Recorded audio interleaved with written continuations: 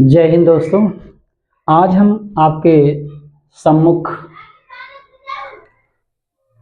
Pentose sugar, nitrogen base और दियर structures means जो इनका स्ट्रक्चरल फार्मूला होता है, इनका एक वीडियो बना के ले आए हैं।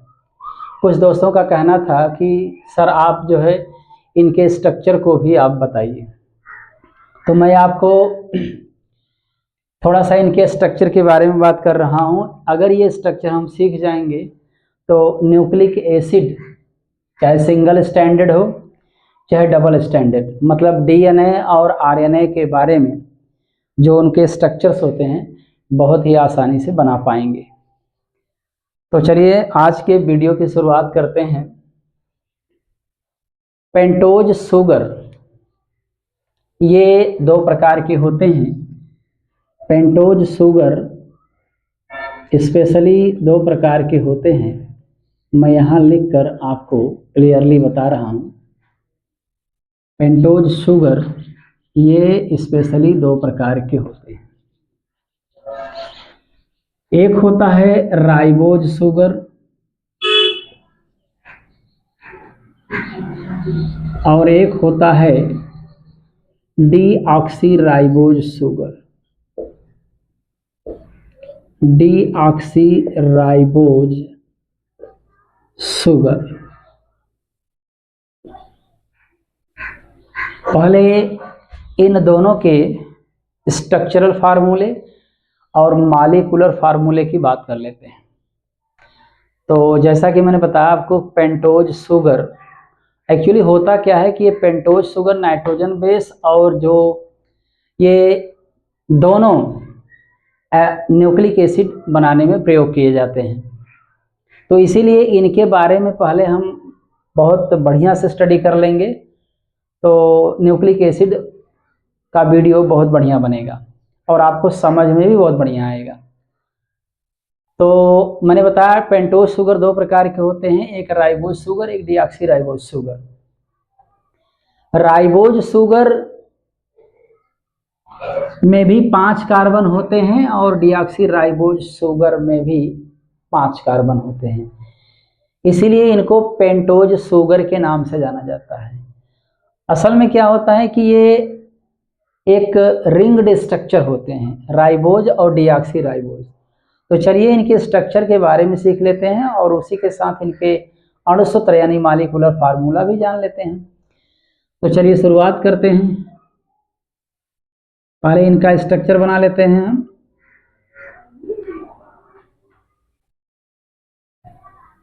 इस तरीके से आप पेंटागोनल स्ट्रक्चर बना लेंगे, 5 भुजाओं वाली एक आकृति बना लेंगे। चाहे जैसे भी आकृति हो, लेकिन 5 भुजाएं होनी चाहिए। आपको याद रहना चाहिए कि एक जगह इसमें कार्बन इसके कोने में पाया जाता है, एक कॉर्नर पर कार्बन पाया जाता है और शेष स्थानों पर कार्बन, इसके एक स्थान पर एक कॉर्नर पर ऑक्सीजन पाया जाता है और शेष कॉर्नर पर कार्बन लगे होते हैं। यहाँ यहाँ यहाँ पर मैंने कार्बन लगा दिया। जैसा कि आप देख रहे हैं अभी 1 2 3 4 ही कार्बन है, जबकि मैंने बताया आपको 5 कार्बन वाली ये शुगर है। तो एक कार्बन यहाँ पर लगा रहेगा C। अब आपको देखना क्या है कि हर कार्बन के साथ राइबोज शुगर में, क्योंकि कार्बन के 4 बांड होते हैं, इसलिए 4 बांड में अभी 2 ही बांड सेटिस्फाइड हैं। ऑक्सीजन का बांड तो क्लियर है, 2 बांड, लेकिन इसके बांड की बात करें तो एक बांड और एक बांड और कुल मिलाकर 4 बांड बनाने हैं। एक तरफ आपको हाइड्रोक्साइड आयन जोड़ना है, हाइड्रोक्साइड यानी हाइड्रोक्सिल ग्रुप जोड़ना है, और एक तरफ हाइड्रोजन को जोड़ना है। इस प्रकार से इस कार्बन के 4 बांड पूरे हो जाते हैं। यहाँ पर भी वही हाल है। एक तरफ आप OH लगाएंगे, जो मर्जी करें, और एक तरफ अगर आपने OH लगा तो H लगाना पड़ेगा, या तो H को इधर करेंगे OH उधर हो जाएगा। यहाँ पर भी वही हाल है, एक तरफ H लगाएंगे और एक तरफ आप OH लगाएंगे। 4 बांड आप देख रहे होंगे हर कार्बन के पूरे हो जा रहे हैं। एक कार्बन के 4 बांड होने चाहिए और चारों बांड कार्बन के पूरे हो रहे हैं। यहाँ अभी भी 3 बांड है, एक बांड हाइड्रोजन से अटैच करा देंगे, यहाँ OH लगाने की जरूरत नहीं है आपको, क्योंकि 4 बांड आप देख रहे होंगे इस कार्बन का पूरा हो गया और इस कार्बन का अभी एक ही बॉन्ड है, तो 2 हाइड्रोजन यहाँ जोड़ने हैं, चाहे सिंगल सिंगल बॉन्ड लगा के जोड़ लीजिए और चाहे आप CH2 के साथ OH लगा दीजिए, आपकी इच्छा है। इस हाइड्रोजन को H2 वाले को हटा करके सिंगल इधर भी कर सकते हैं, हाइड्रोजन जोड़ सकते हैं और सिंगल बॉन्ड आपको OH कर देना है, OH। इस प्रकार से ये राइबोज शुगर का स्ट्रक्चरल फार्मूला हो जाता है, यानी संरचना सूत्र हो जाता है। अब इसके मॉलिक्यूलर फार्मूला की बात कर दें, मतलब अणुसूत्र की बात कर दें, तो आप गिन लीजिए कितने कार्बन हैं इसमें। 1 2 3 4 5 कार्बन। अब कुल हाइड्रोजन गिन लीजिए आप कितने हैं। 1 2 3 4 5 6 7 2 9 1 10 हाइड्रोजन और ऑक्सीजन गिनिए। 1 2 3 4 और 1 5।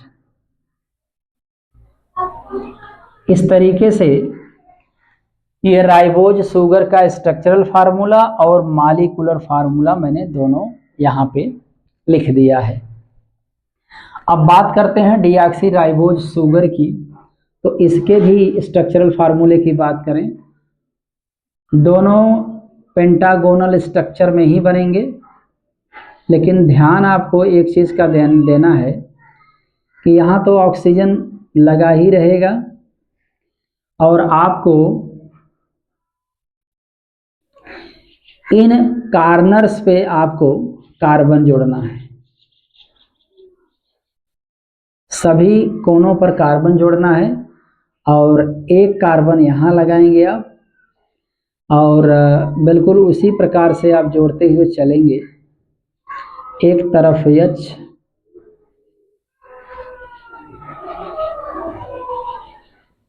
और एक तरफ आप OH, वही हाल रहेगा, लेकिन यहाँ पर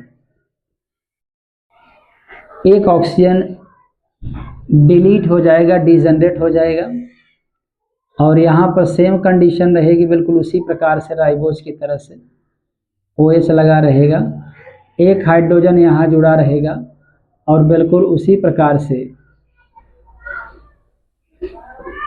CH2OH जुड़ जाएंगे। अब चलिए देखते हैं इसके मॉलिक्यूलर फार्मूले को। तो कार्बन कुल मिलाकर 5 हैं, हाइड्रोजन आप गिन सकते हैं कुल वही हैं, 1 2 3 4 2 6 1 7, अंदर 3 हाइड्रोजन हैं 10। ऑक्सीजन एक कम हो गया है, आप देख रहे हैं ऑक्सीजन 4 ही है। इस तरीके से ये इसका स्ट्रक्चरल फार्मूला और मॉलिक्यूलर फार्मूला हो जाता है, स्ट्रक्चरल फार्मूला और मॉलिक्यूलर फार्मूला हो जाता है।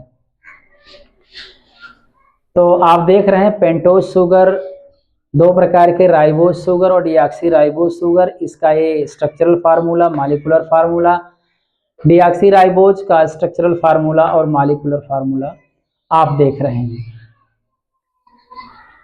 इसके बाद हम एक और बात कर लेते हैं, इसके नंबरिंग की बात कर लेते हैं। आपको नंबर पता होना चाहिए, नंबरिंग आप यहाँ से स्टार्ट करेंगे। शायद आपको नंबरिंग के बारे में पता है, आईयूपीएसी नाम पढ़ चुके होंगे। जहां पर फंक्शनल ग्रुप जिस कार्बन के पास नजदीकी पर होता है, नजदीक माने डायरेक्टली अगर क्रियात्मक समूह जुड़ा हुआ है तो नंबरिंग आप वहीं से करते हैं, जैसा कि आईयूपीएसी नाम में आप सीख चुके हैं। तो ये पहला कार्बन होता है, ये दूसरा कार्बन, और ये तीसरा कार्बन, ये चौथा, और ये पांचवा कार्बन। यहाँ भी वही हाल है, ये पहला कार्बन, ये दूसरा कार्बन, ये तीसरा कार्बन, ये चौथा और ये पांचवा कार्बन। इस तरीके से कार्बन की नंबरिंग हो जाती है। आपकी जानकारी के लिए हम बता दें कि जब हम न्यूक्लिक एसिड में इस राइबोज शुगर और डीऑक्सी राइबोज शुगर का प्रयोग करेंगे तो इतना बड़ा स्ट्रक्चर हम नहीं बनाएंगे, तो इसका एक संक्षिप्त स्ट्रक्चर बना देते हैं, एक छोटा सा स्ट्रक्चर बनाएंगे इस राइबोज का और डीऑक्सी राइबोज का। आप देख सकते हैं, तो चलिए यहां बना देते हैं। इस प्रकार से केवल एक पेंटागोनल स्ट्रक्चर रहेगा, और चाहे तो आप यहां पर ऑक्सीजन लगा सकते हैं, और शेष जगहों पर कार्नर पर यहाँ यहाँ यहाँ यहाँ यहाँ पर कार्बन लगे होते हैं। केवल इतना ही स्ट्रक्चर बनाएंगे हम राइबोज शुगर का, और इसी प्रकार से डीऑक्सी राइबोज शुगर का स्ट्रक्चर बनेगा, सेम टू सेम बनाएंगे। आप जानते रहिए कि कार्बन नंबर दूसरे पर डीऑक्सी राइबोज शुगर में एक ऑक्सीजन गायब है, और यहाँ पर एक ऑक्सीजन लगा हुआ है, हाइड्रोजन के साथ OH क्रियात्मक समूह बनाया है।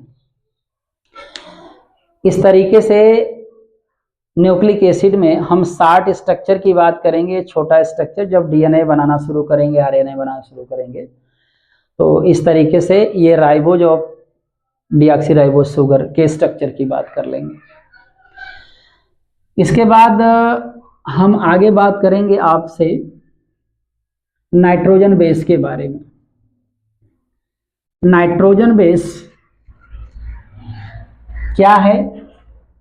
नाइट्रोजन बेस के बारे में बात करेंगे। जैसा कि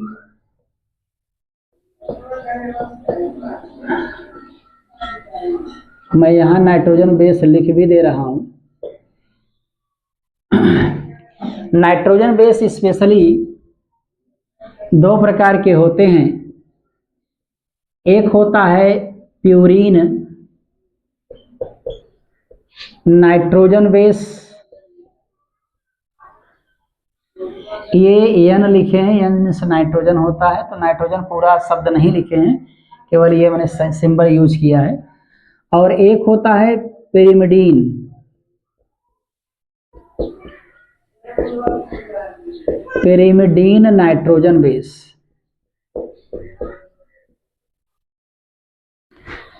तो दोनों नाइट्रोजन बेस मैंने आपको दिखाया, एक प्यूरीन एक पेरिमिडीन नाइट्रोजन बेस होता है।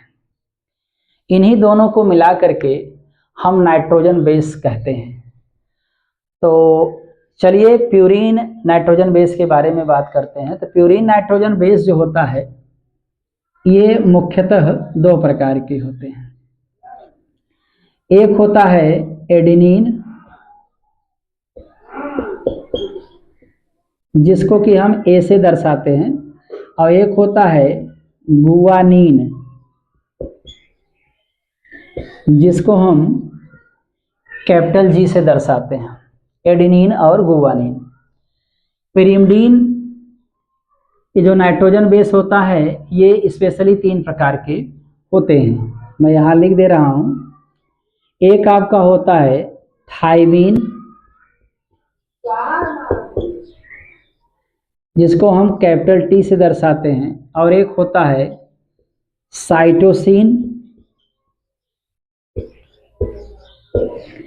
जिसको हम सी से कैपिटल सी से दर्शाते हैं, और एक होता है यूरेसिल, जिसको हम कैपिटल यू से दर्शाते हैं। मतलब कहीं पर अगर न्यूक्लिक एसिड में जोड़ने की बात होगी तो ये सिंबल यूज किया जाएगा, न कि पूरा नाम लिखेंगे हम, क्योंकि अगर पूरा नाम लिखेंगे तो डीएनए और आरएनए के जो स्ट्रक्चर्स होते हैं बहुत बड़े हो जाते हैं, जो कि देखने में थोड़ा सा टफ टाइप का कॉम्प्लिकेटेड लगते हैं, टफ लगते हैं अथवा कॉम्प्लिकेटेड लगते हैं। अतः हम आपको इनके 60 रूप की बात करेंगे। तो चलिए थोड़ा सा हम बात कर लेते हैं कि एडेनिन का और गुआनिन का स्ट्रक्चर क्या होता है। एडेनिन और गुआनिन के स्ट्रक्चर क्या होते हैं, तो क्रम से पढ़ेंगे। इनके दोनों स्ट्रक्चर की बात करेंगे और इनके दोनों स्ट्रक्चर की बात करेंगे। तो सबसे पहले हम बात कर लेते हैं इन दोनों के स्ट्रक्चर की। तो चलिए दिखाते हैं। एक बात हम आपको और बता दें, प्यूरीन जो नाइट्रोजन बेस होती है ये डबल रिंग की होती है, मतलब 2 रिंग आपस में जुड़ी होती हैं। और पिरिमिडीन जो नाइट्रोजन बेस होती है सिंगल रिंग वाली स्ट्रक्चर होती है। इसमें ये हेक्सागोनल होती है, जो पिरिमिडीन मैंने मिटाया है अभी अभी, ये हेक्सागोनल होती है। इसमें 2 रिंग होती हैं और दोनों रिंग में एक हेक्सागोनल और एक पेंटागोनल रिंग होती है। तो मैं यहाँ पर ये डबल रिंग वाली स्ट्रक्चर है, मैं यहाँ लिख दे रहा हूँ, ये डबल रिंग वाले स्ट्रक्चर हैं। Double ringed structure, ringed structure, ये दोनों, ये और ये दोनों डबल रिंग वाले स्ट्रक्चर होते हैं। तो चलिए इनके क्रम से स्ट्रक्चर की बात कर लेते हैं। सबसे पहले हम बात करेंगे आपसे एडेनिन की। किसकी बात करेंगे? एडेनिन की। तो चलिए पहले हम क्या करेंगे, एडेनिन का बहुत क्लियर स्ट्रक्चर बना रहे हैं, आप ध्यान से देखिएगा। पहले हेक्सागोनल स्ट्रक्चर बनाएंगे आप। पहले हेक्सागोनल स्ट्रक्चर बनाएंगे, जैसे बेंजीन का बनता है बिल्कुल वैसे ही आपको बनाना है। और एक पहले इसकी बात कर लेते हैं। इसमें क्या होता है कि नंबरिंग हम यहाँ से शुरू करेंगे, 1 2 3 4 5 एंड 6। तो 6 कार्नर आपको दिख रहे होंगे। इसके बाद हम करते क्या हैं, यहाँ से एक पेंटागोनल रिंग बना लेंगे। पेंटागोनल का मतलब होता है 5 भुजा वाली रिंग। ये 5 भुजा वाली रिंग बन गई। 6 यहाँ कार्बन नंबर मैंने दिया है। इसके बाद यहाँ 7 आता है, यहाँ पर 8 आता है, यहाँ पर 9 आता है। तो कुल मिला करके इसमें 9 कार्नर्स होते हैं, 9 कार्नर होते हैं, 9 कोने होते हैं। तो चलिए हम एडेनिन का ये जो स्ट्रक्चर बना रहे हैं, स्पेशली ये एडेनिन का स्ट्रक्चर है। तो चलिए देखते हैं। पहले नंबर पे और तीसरे नंबर पे आपको नाइट्रोजन के परमाणु को ऐड करना है। पहले और तीसरे नंबर पर आपको नाइट्रोजन जोड़ देना है। ये नाइट्रोजन के परमाणु मैंने ऐड कर दिया। ये हेक्सागोनल रिंग में बात हो रही है। इसके बाद पेंटागोनल रिंग में बात करें तो 7वें नंबर पर नाइट्रोजन का परमाणु होता है और 9वें नंबर पर नाइट्रोजन का परमाणु होता है। 9वें नंबर पर नाइट्रोजन का परमाणु लगा होता है। अब एक चीज और है, इसमें एडेनिन में हमें क्या करना है,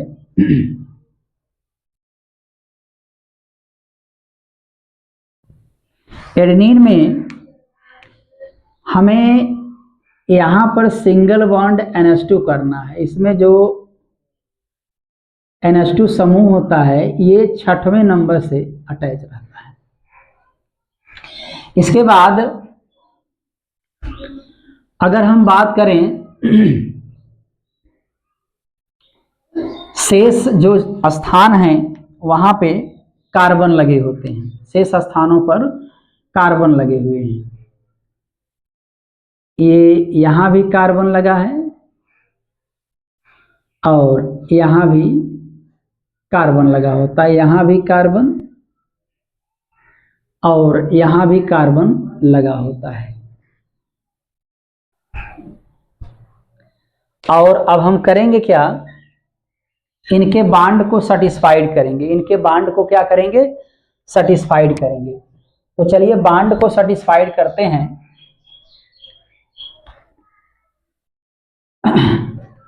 यहां पर कार्बन के 3 बॉन्ड हैं 1 2 3। अगर एक बॉन्ड हम यहाँ और लगा दें तो इस कार्बन के 4 बॉन्ड हुए, और नाइट्रोजन के 3 बॉन्ड होते हैं तो यहाँ भी 3 बॉन्ड पूरा हो गया। और यहाँ पर जो कार्बन नंबर 2 है, यहाँ भी हमें डबल बॉन्ड करने हैं, और इसका एक बॉन्ड कम है तो आप हाइड्रोजन अटैच कर दीजिए। क्या जोड़ेंगे? हाइड्रोजन। हाइड्रोजन को अटैच किया। भाई नाइट्रोजन के तो 3 बॉन्ड हो गए, यहाँ भी नाइट्रोजन के 3 बॉन्ड हो गए, और कार्बन 4 यहाँ बचता है 1 बॉन्ड और कर दीजिए, दोनों कार्बन के 4 बॉन्ड पूरे हो जाते हैं। यहाँ पर भी आप बॉन्ड लगाएंगे, नाइट्रोजन के 3 बॉन्ड। कार्बन की समस्या हो रही है तो कार्बन से आप क्या करेंगे? एक हाइड्रोजन अटैच कर देंगे। यहाँ पर नाइट्रोजन का ही 2 ही बॉन्ड है तो यहाँ पर आप हाइड्रोजन अटैच कर देंगे। तो इस तरीके से एडेनिन का ये स्ट्रक्चरल फार्मूला हो जाता है। किसका है ये स्ट्रक्चरल फार्मूला? एडेनिन का। एडेनिन का स्ट्रक्चरल फार्मूला, और बड़े आसानी से आप इसका मॉलिक्यूलर फार्मूला लिख सकते हैं, बहुत आसानी से। सबसे पहले हम इसमें देखेंगे मॉलिक्यूलर फार्मूला ये जो है एडेनिन का। तो चलिए मॉलिक्यूलर फार्मूला लिख लेते हैं। इसमें कुल कितने कार्बन हैं आप गिन लीजिएगा।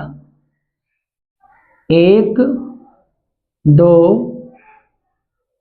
3 4 5।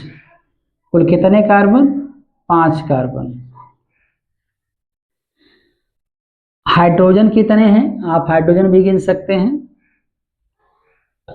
1 हाइड्रोजन यहाँ है, 2 हाइड्रोजन यहाँ है, 2 1 3 हो गया, 3 और 1 4 1 5, 5 हाइड्रोजन यहाँ पे हैं। नाइट्रोजन आप देख लीजिए कितने हैं नाइट्रोजन?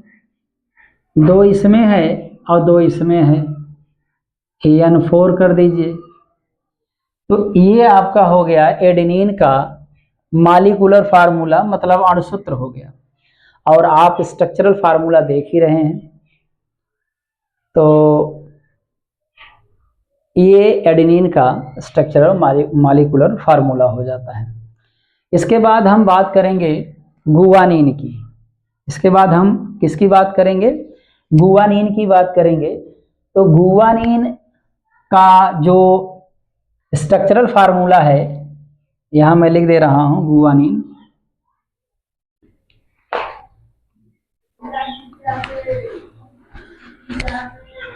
थोड़ा सा गुआनिन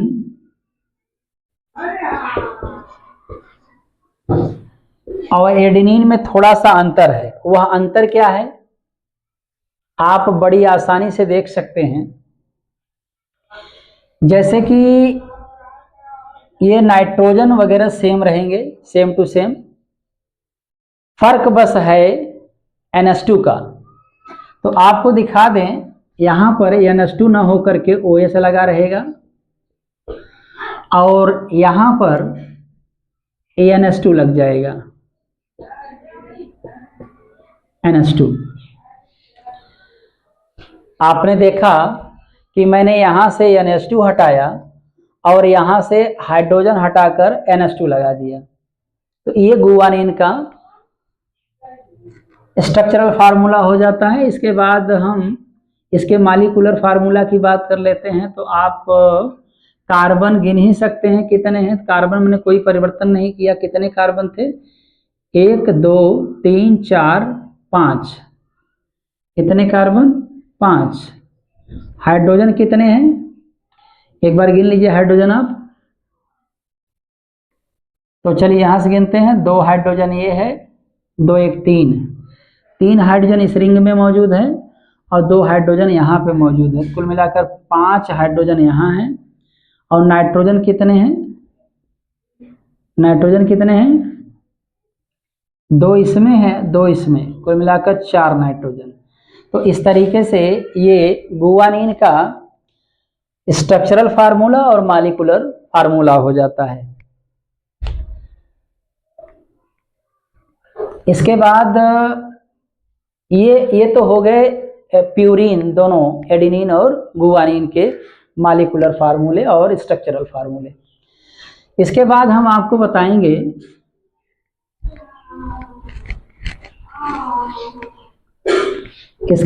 बताएंगे आपको पिरिमिडीन की बातें। दूसरा नंबर आपका पिरिमिडीन है, nitrogen base,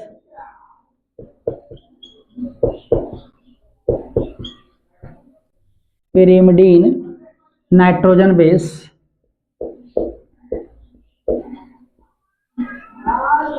pyrimidine nitrogen base specially 3 प्रकार के होते हैं। पहला थायमीन होता है, जरूरी नहीं है पहला थायमीन ही बोले, तीनों नाम बोलने हैं आपको। साइटोसिन होता है, अगला आपका यूरेसिल होता है। इनके सिंबल हमने टी बताए, इसका टी बताया था, इसका सी बताया था और इसका मैंने यू बताया था। ये एक रिंग वाली स्ट्रक्चर है, सब में एक एक रिंग पाया जाएगा। वो रिंग होगी हेक्सागोनल, मतलब 6 भुजा वाली रिंग होगी।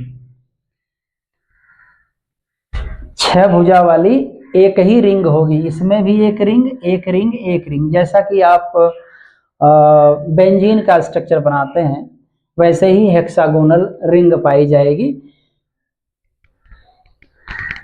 रिंग की बात कर रहे हैं तो चलिए सबसे पहले हम बात करते हैं थायमीन के स्ट्रक्चरल फार्मूले की, फिर इसके बाद इनकी बात करेंगे।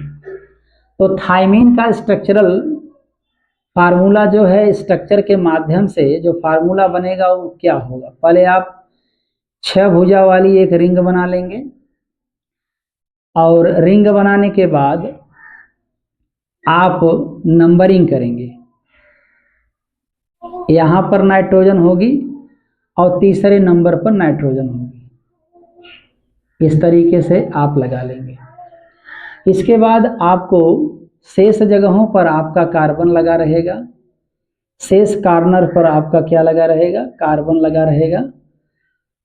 इस तरीके से मैंने लगा दिया। आपको बता दें कि यहाँ पर ऑक्सीजन डबल बॉन्ड करके लगी होती है और यहाँ पर भी ऑक्सीजन डबल बॉन्ड करके लगी होती है। इसके बाद नंबरिंग कर लेते हैं। 1 2 3 4 5 एंड 6 यहाँ लग गया। अब थोड़ा बॉन्ड बैलेंस कर लेते हैं। यहाँ पर इसके साथ एक हाइड्रोजन लगेगी तभी जाकर के इसका नाइट्रोजन का 3 बॉन्ड हो पाएगा। और यहाँ पर डबल बॉन्ड लगाएंगे, फिर भी एक हाइड्रोजन यहाँ कम पड़ रहा है, यहाँ पर और यहाँ पर भी। तो चूंकि मैं थायमीन के स्ट्रक्चर की बात कर रहा हूँ तो यहाँ पर आपका मेथिल ग्रुप लगेगा CH3। हाइड्रोजन नहीं लगाना है आपको, 5वें नंबर पर याद रखना है और यहाँ आपको हाइड्रोजन लगा देना है। इसके बाद यहाँ भी आपको एक हाइड्रोजन अटैच कर देना है। इस प्रकार से जो स्ट्रक्चर बन जाता है ये थायमीन का स्ट्रक्चर बन जाता है। थायमीन का स्ट्रक्चर बन जाता है। और मॉलिक्यूलर फार्मूला की बात कर दें और सूत्र की बात कर दें तो आप खुद गिन सकते हैं कार्बन कितने हैं। कार्बन कितने हैं, 1 2 3 4, 4 कार्बन ये हो गए। एक बाहर दिख रहा है आपको 5, कुल 5 कार्बन। हाइड्रोजन आप गिन सकते हैं, हाइड्रोजन कितने हैं, हाइड्रोजन चलिए यहाँ शुरू करते हैं। 1 हाइड्रोजन, आगे 2 हाइड्रोजन, 3 और 3 3 6, कुल 6 हाइड्रोजन। ऑक्सीजन भी देख लेते हैं कितने हैं, या नाइट्रोजन ही देख लीजिए पहले। 1 2 नाइट्रोजन है, N2 बोलेंगे। ऑक्सीजन कितने, 1 ऑक्सीजन यहाँ पर है, चलिए, और 1 ऑक्सीजन यहाँ पर है तो मतलब 2 ऑक्सीजन है। इस तरीके से इसका अणुसूत्र हो गया थायमीन का, यानी मॉलिक्यूलर फार्मूला हो गया थायमीन का। इसके बाद हम आपको यूरेसिल के स्ट्रक्चर के बारे में बात कर लेते हैं। यूरेसिल, तो यूरेसिल और थायमीन में खास अंतर नहीं है, यहां मैं लिख दे रहा हूं। ये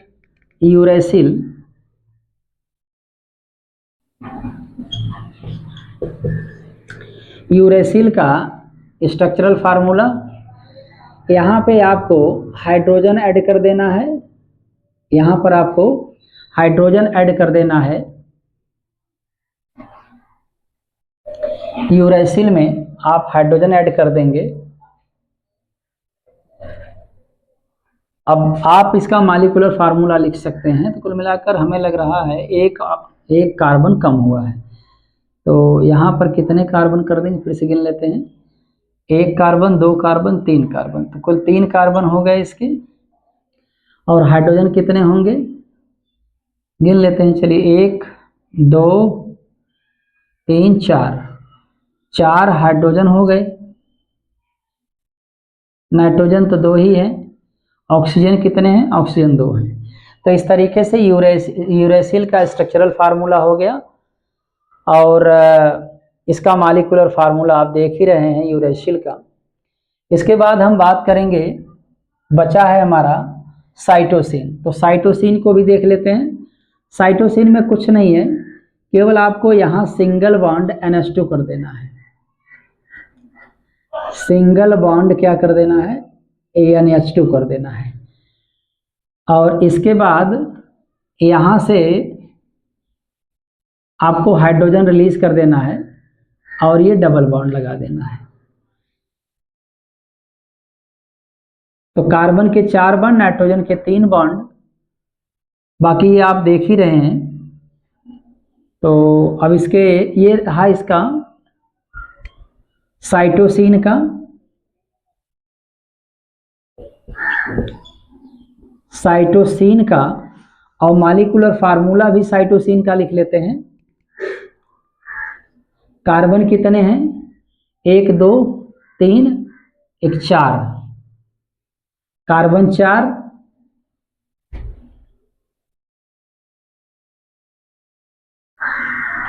हाइड्रोजन कितने हैं गिन लीजिए।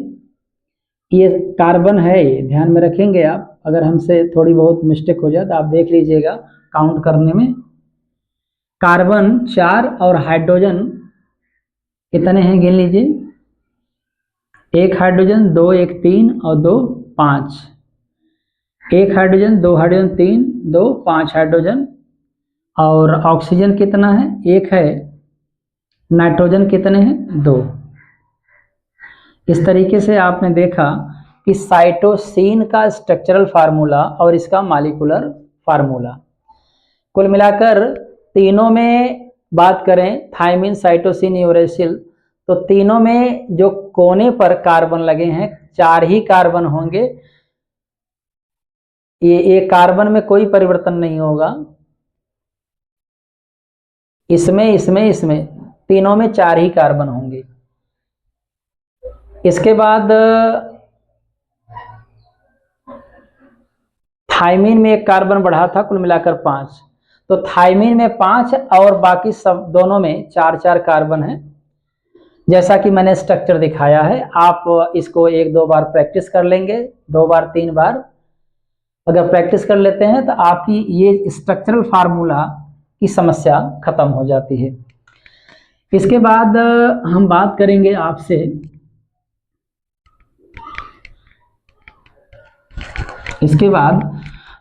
बात करेंगे थोड़ा सा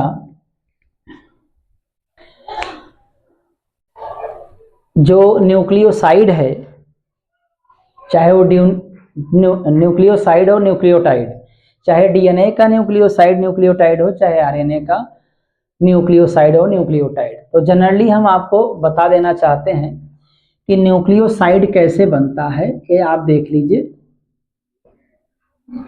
न्यूक्लियोसाइड, इसके बाद हम न्यूक्लियोटाइड की बात कर देंगे। न्यूक्लियोटाइड ये न्यूक्लियोसाइड और न्यूक्लियोटाइड होते क्या हैं, न्यूक्लियोसाइड और न्यूक्लियोटाइड क्या होते हैं। तो मैं आपको बता दूं कि हम केवल डीएनए के न्यूक्लियोसाइड और न्यूक्लियोटाइड की बात करेंगे।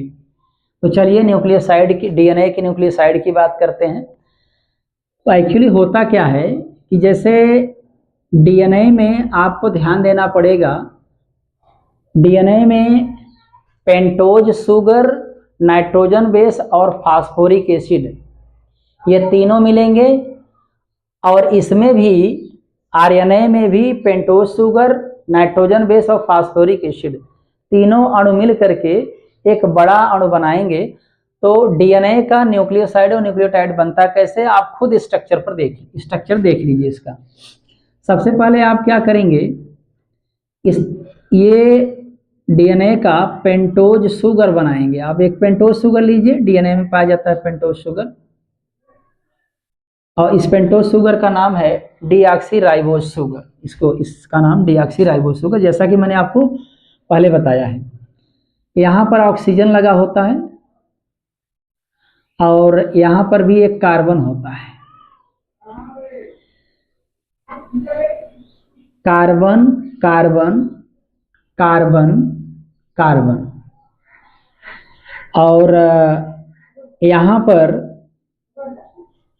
ये कार्बन नंबर 1 है और ये carbon number 2, carbon number 3, carbon number 4 और कार्बन नंबर 5। आपकी जानकारी के लिए बता दें कि सबसे पहले ये डीऑक्सीराइबोज शुगर का मॉलिक्यूल है, जो फिगर बना हुआ है, स्ट्रक्चर बना हुआ है। इस कार्बन के साथ जो हाइड्रोजन लगी होती है उसको हटा देते हैं, और हटा करके यहाँ पर हम नाइट्रोजन बेस जोड़ देंगे। नाइट्रोजन बेस देखा जाए तो प्यूरिन और पिरिमिडीन में, प्यूरिन 2 प्रकार के और पिरिमिडीन 3 प्रकार के होते हैं, कुल 5 प्रकार के नाइट्रोजन बेस होते हैं। आप कोई भी नाइट्रोजन बेस जोड़ सकते हैं। यहाँ बांड लगा करके आपको नाइट्रोजन बेस जोड़ना है। तो नाइट्रोजन बेस जैसे मैंने एडेनिन जोड़ दिया, एडेनिन। अगर आप एडेनिन नहीं लिखना चाहते हैं तो एन लिख दीजिए। एन मीन्स यहाँ पर नाइट्रोजन बेस की बात हो रही है, ना एडेनिन की, गुआनिन, थायमिन, साइटोसिन किसी। कार्बन नंबर 1 और ये जो नाइट्रोजन बेस है, इन दोनों के बीच ये जो बॉन्ड बना हुआ है इसको हम लोग ग्लाइकोसिडिक बॉन्ड बोलते हैं। कौन सा बॉन्ड बोलेंगे, ग्लाइकोसिडिक बॉन्ड बोलेंगे, ग्लाइकोसिडिक बॉन्ड बोलेंगे। तो याद रहे, कार्बन नंबर ए जो आपका पेंटोज शुगर डीऑक्सीराइबोज है, इस डीऑक्सीराइबोज के कार्बन नंबर 1 से अगर कोई नाइट्रोजन बेस जुड़ेगा तो उनके बीच में जो बॉन्ड बनेगा उस बॉन्ड को ग्लाइकोसिडिक बॉन्ड कहते हैं। इसके बाद देखा जाए तो इस समय ये हमारा जो स्ट्रक्चर है ये एक डीएनए का न्यूक्लियोसाइड है, डीएनए का न्यूक्लियोसाइड है, न्यूक्लियोसाइड, इसको बोलेंगे डीएनए का न्यूक्लियोसाइड। अर्थात न्यूक्लियोसाइड का एक अणु ये पूरा बन चुका है। इस समय जो आप स्ट्रक्चर देख रहे हैं ये पूरा डीएनए का एक न्यूक्लियोसाइड है, डीएनए का एक न्यूक्लियोसाइड है। इसके बाद इस न्यूक्लियोसाइड में डीऑक्सीराइबोज जो ये पेंटोज शुगर है, इसके कार्बन नंबर 5 से हमारा फास्फोरिक एसिड जुड़ता है। अगर फास्फोरिक एसिड को देखें, अगर फास्फोरिक एसिड इससे हम जोड़ देंगे कार्बन नंबर 5 से, तो हमारा डीएनए का पूरा न्यूक्लियोटाइड का एक अणु बन जाएगा। डीएनए के न्यूक्लियोटाइड का एक अणु बन जाएगा। तो चलिए जोड़ के दिखाते हैं इसको हम। जैसा कि आप जानते हैं ये फास्फोरस है, फास्फोरस से 2 ऑक्सीजन अटैच होगा, एक ऑक्सीजन इधर, एक ऑक्सीजन इधर, एक ऑक्सीजन इधर। ये हमने ऑक्सीजन लगा दिया, चारों तरफ 4 ऑक्सीजन लगाया, एक ऑक्सीजन फास्फोरस से डबल बॉन्ड, शेष सिंगल सिंगल बॉन्ड से जुड़े होते हैं। क्योंकि फास्फोरस के कुल 5 बॉन्ड होते हैं, 5 बॉन्ड में 2 ये हो गया, 3 इधर, कुल 5 बॉन्ड हो गए ये फास्फोरस के। ऑक्सीजन के बॉन्ड भी हम हाइड्रोजन से जो बाकी है उसको सेटिस्फाइड कर देते हैं, यहाँ हम हाइड्रोजन लगा देंगे, तो ये हमारा H3PO4 फास्फोरिक एसिड का एक अणु बन गया है, ये पूरा स्ट्रक्चर। अब यहाँ पर एक्चुअली CH2OH होता है। अगर हम इस कार्बन नंबर 5 से इस फास्फोरस को जोड़ें तो यहाँ पर इस हाइड्रोजन को थोड़ा सा हम ऐसे दिखाते हैं, एक बॉन्ड इधर एक बॉन्ड इधर करके हाइड्रोजन लगा देते हैं। ये हाइड्रोजन कार्बन से जुड़े हुए हैं और एक OH लगा हुआ है। तो जब ये कार्बन इस ऑक्सीजन से जुड़ेगा तो यहाँ से हाइड्रोजन गायब हो जाएगी और इसका एक बॉन्ड भी कम होना है, तो यहाँ से OH निकल जाएगा।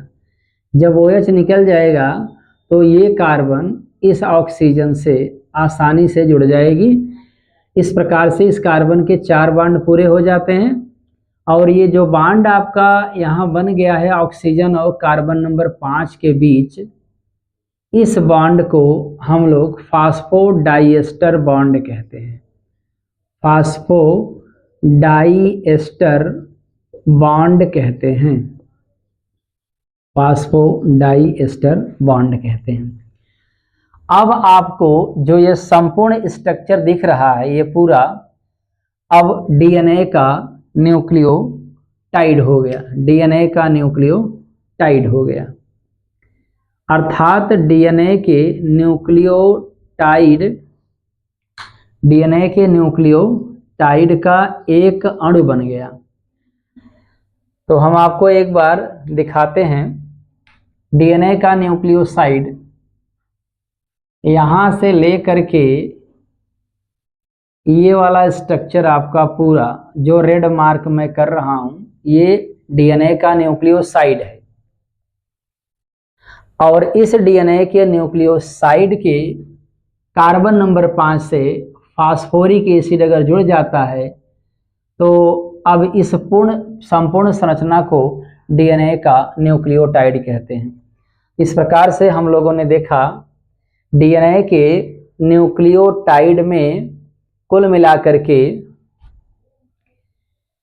3 अणु होते हैं, क्रम से बता रहे हैं। एक अणु होता है H3PO4 फास्फोरिक एसिड का एक अणु है, प्लस ये डीऑक्सी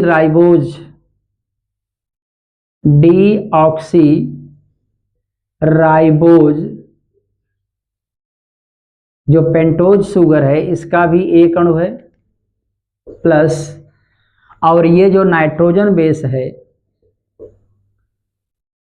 नाइट्रोजन बेस का एक अणु, कोई भी नाइट्रोजन बेस रहेगा तो ये 3 अणु आपस में मिलेंगे। 3 अणुओं के नाम हम यहाँ पे एक बार पुनः बताते हैं। ये 3 अणु, एक फास्फोरिक एसिड का मॉलिक्यूल और एक डीऑक्सी राइबोज शुगर का मॉलिक्यूल और एक नाइट्रोजन बेस, जब ये आपस में तीनों मिलेंगे तो न्यूक्लियोटाइड बनेगा। न्यूक्लियोटाइड बन गया DNA का न्यूक्लियोटाइड, ये बन गया DNA का न्यूक्लियोटाइड। एक न्यूक्लियोटाइड का मॉलिक्यूल बना हुआ है, तो एक मॉलिक्यूल ये, एक मॉलिक्यूल ये और एक मॉलिक्यूल ये, 3 मॉलिक्यूल के मिलने से एक बड़ा मॉलिक्यूल बनेगा और उस मॉलिक्यूल मतलब होता है अणु, ये अणु बन गया डीएनए का, और इस अणु को नाम देंगे हम डीएनए का न्यूक्लियोटाइड, डीएनए का न्यूक्लियोटाइड। तो हम आपको एक चीज और बताते हैं, ये पूरा शुगर है, इसका पूरा नाम डीऑक्सीराइबोज शुगर। एक बार हम आपको इन तीनों के संयोग की एक बार फिर से बात करते हैं। सबसे पहले आपको याद रखना है, ये डीऑक्सीराइबोज जो एक पेंटोज शुगर है, इस कार्बन नंबर 1 से नाइट्रोजन जो बेस है ये जुड़ा हुआ है, और जो इनके बीच बांड बना हुआ है इसको ग्लाइकोसिडिक बांड बोलेंगे।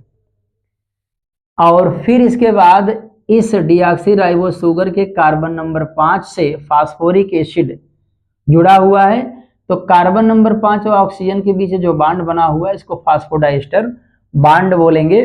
इस प्रकार से ये पूरा स्ट्रक्चर डीएनए का न्यूक्लियोटाइड बन गया, और ये एक न्यूक्लियोटाइड का अणु बोला जाएगा, डीएनए के एक न्यूक्लियोटाइड का अणु बोला जाएगा। जैसा कि मैंने यहाँ पे दिखाया है, फास्फोरिक एसिड का एक मॉलिक्यूल, डीऑक्सीराइबोज शुगर का एक मॉलिक्यूल, नाइट्रोजन बेस का एक मॉलिक्यूल, ये डीएनए के न्यूक्लियोटाइड का एक मॉलिक्यूल बन गया है। तो यहाँ पर एक चीज ध्यान देने की है कि जो ये नाइट्रोजन बेस लगा हुआ है, चूंकि डीएनए का हम न्यूक्लियोटाइड बना रहे हैं, तो यहाँ नाइट्रोजन बेस में आप क्या क्या जोड़ सकते हैं एक बार बताते हैं। यहाँ पर आप एडेनिन जोड़ सकते हो, यहाँ पर आप गुआनिन जोड़ सकते हो, यहाँ पर आप एक ही जुड़ेगा चाहे जो साइटोसिन जुड़ सकता है, यहाँ पर आप थायमिन जोड़ सकते हैं। यानी चारों में से किसी एक को ही एक बार जोड़ना है। तो इस प्रकार से डीएनए का एक न्यूक्लियोटाइड बन जाता है, डीएनए का एक न्यूक्लियोटाइड बन जाता है। अब अगर हम बात करें आरएनए के न्यूक्लियोसाइड की, जो हमारा आरएनए, अगर हम यहाँ पर आरएनए लिख दें, अगर हम यहाँ पे आरएनए लिख दें, मतलब आरएनए के न्यूक्लियोसाइड की बात करें और आरएनए के न्यूक्लियोटाइड की बात करें, न्यूक्लियोसाइड और न्यूक्लियोटाइड, तो कुछ करना नहीं है। ये केवल जो डीऑक्सीराइबोज शुगर है, इस डीऑक्सीराइबोज शुगर की जगह आपका केवल राइबोज शुगर हो जाएगा, केवल राइबोज शुगर हो जाएगा, राइबोज शुगर का एक मॉलिक्यूल। इसके अलावा इन नाइट्रोजन बेसों में से थायमिन नहीं रहेगा, यहां हो जाएगा यूरेसिल, यूरेसिल। अर्थात आरएनए के अगर हम न्यूक्लियोसाइड की बात करें तो इस राइबोज पेंटोज शुगर के कार्बन नंबर 1 से नाइट्रोजन बेस जो 4 दिख रहे हैं इनमें से एक ही जुड़ेगा, तो जाकर के ये आरएनए का, जो मैंने इस रेड कलर से मार्क किया है, आरएनए का न्यूक्लियोसाइड बन जाएगा, आरएनए का न्यूक्लियोसाइड बन जाएगा, आरएनए का ये न्यूक्लियोसाइड बन जाएगा। मतलब मैं आरएनए की बात कर रहा हूं, इसलिए डीएनए मैं यहां पर मिटा दे रहा हूं।